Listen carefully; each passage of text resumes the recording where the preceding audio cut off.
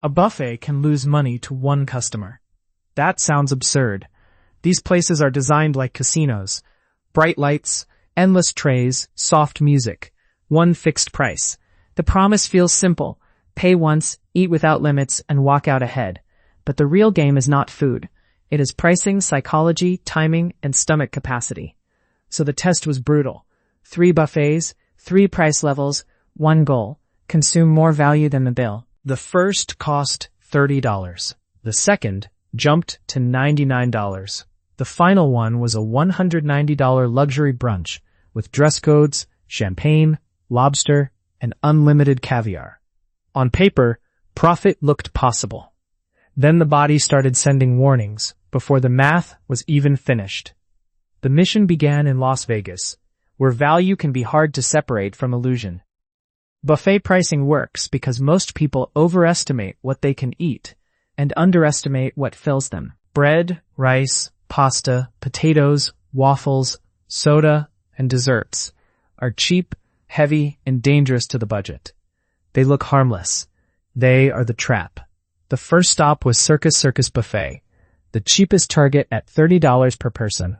Cheap should have meant easy, but this buffet carried a 2-star rating, with reviews calling the food unsafe, tasteless, and barely fit to serve.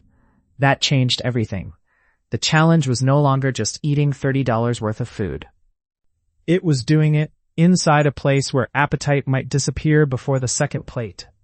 That is where budgeting logic breaks. A low price can still be expensive if the product punishes you.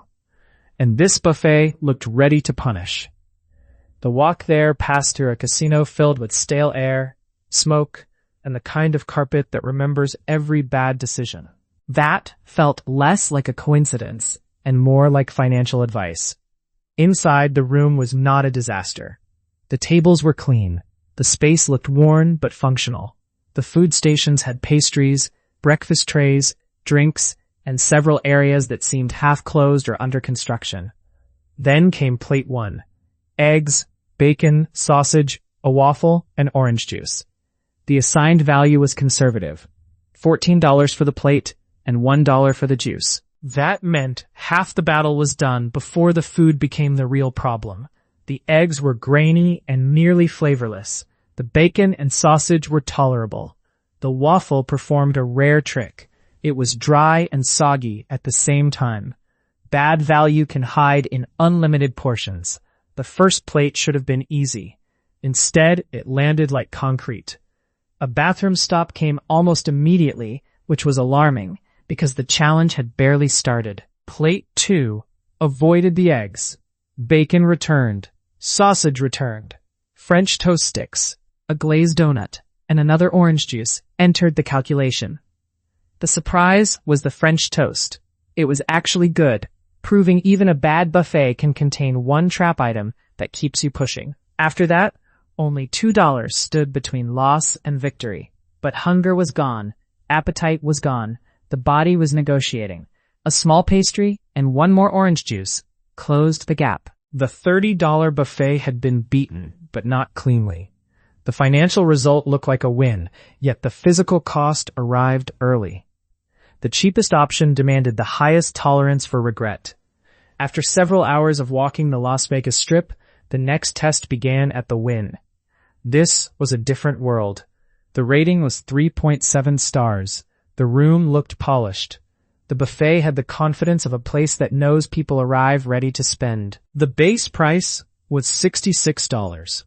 Then came the endless pour drink package, pushing the total to $99.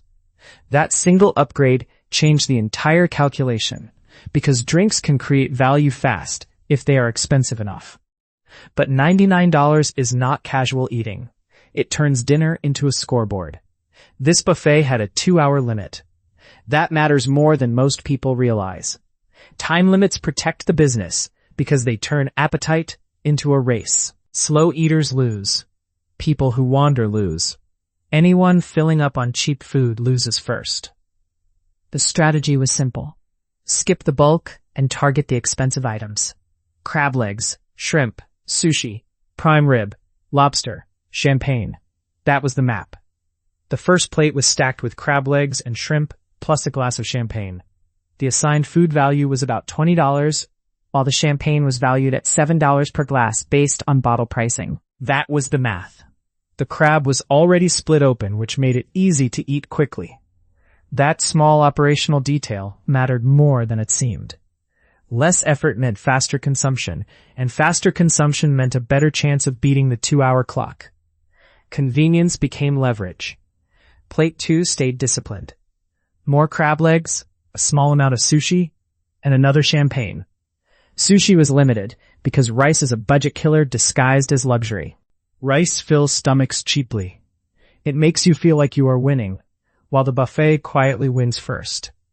Plate 3 brought mac and cheese, fish, and prime rib. The fish was watery. The mac and cheese was excellent. The prime rib was expensive, but heavy, and heavy food can sabotage the next plate. That became the turning point. The earlier $30 breakfast started colliding with the seafood, champagne, and beef. The body was no longer processing a meal.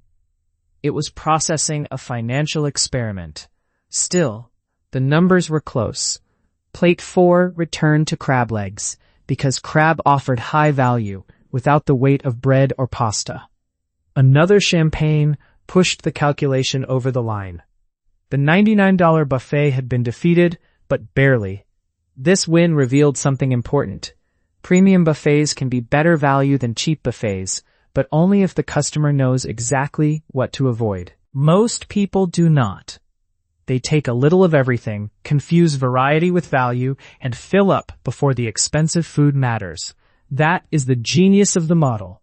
The customer feels free, while the business quietly guides every choice. And the final test would make that invisible pressure much harder to resist. The last buffet required a flight and a reservation made months ahead. The destination was the Breakers in Palm Beach, Florida, a luxury hotel where rooms can cost thousands of dollars per night. This was not casual dining. There was a dress code. A suit was required.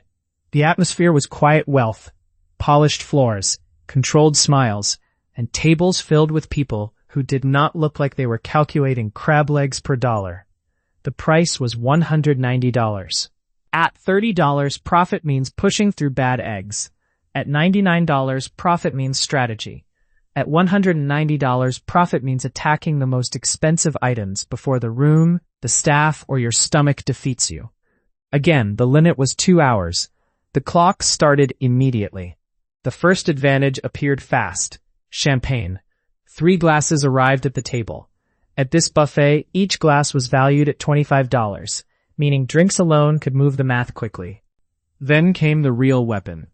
Unlimited caviar. Caviar is exactly the kind of item that makes luxury buffet math interesting. It is expensive, compact, and high status. But it is also salty, rich, fishy, and difficult to eat in volume. Luxury has its own punishment. The first plate held crab legs, lobster claws, and a large serving of caviar. The estimated value was $40, with caviar carrying the plate. The caviar was not enjoyable in that quantity. And that was the contradiction at the center of the entire experiment. The most valuable food was also the food that became hardest to keep eating. The item that made the math work made the body fight back. Then the room changed. Filming drew attention. Staff requested that guests not be recorded. Other diners stared. The buffet was no longer just about food. It was about social pressure. And social pressure is a powerful spending tool. Most people behave differently when they feel watched. They order less. They move slower. They stop chasing value because chasing value looks desperate in a room built to sell elegance. Status is expensive because it edits your behavior. After the first plate, the stomach started to revolt. Seafood, champagne, and caviar sound glamorous until they become the only things inside you. Then, luxury turns mechanical. The next plan was red meat, ideally tomahawk. But the tomahawk was gone. That mattered, because high-value items can disappear, and buffet profit depends on availability. If the most valuable item is not there when you need it, the strategy collapses. So the plan went back to seafood. Plate 2 carried more crab legs, lobster tail, sushi, and another massive serving of caviar. The sushi disappointed. The lobster helped. The caviar became the obstacle. Sour cream was needed just to get it down. By then, the 2-hour mark was closing. More champagne arrived. The bill appeared. The time was up. The final calculation landed above the $190 cost by $25.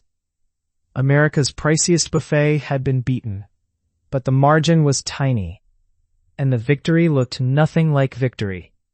The numbers say profit was possible at all 3 buffets. The $30 meal was beaten. The $99 meal was beaten. The $190 meal was beaten by $25. But this was not real profit. No cash came back, no bill went down. The only gain was consuming more theoretical value than the entry price. That matters because many budgeting failures work the same way. People overspend when they chase value instead of usefulness. Unlimited drinks sounds smart. A luxury brunch sounds like an opportunity to win. But the business model survives because most customers lose quietly. They do not lose because they are foolish. They lose because the system is built around predictable human behavior. We want abundance. We want proof that we made the smart choice. We want to feel like we beat the house.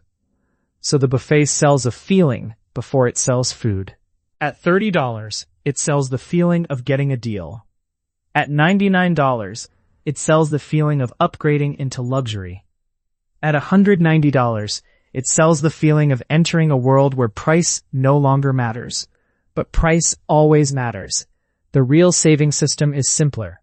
Buy what you truly want. Avoid upgrades you must force yourself to justify. Never confuse eating more with getting richer, because sometimes the best financial decision is not squeezing every last dollar from the table. Sometimes it is stopping before the win becomes uncomfortable. The buffet did not lose because the customer walked away richer. The customer won only by turning pleasure into pressure. And that is the quiet trick of value. If you have to suffer to get it, you probably already paid too much.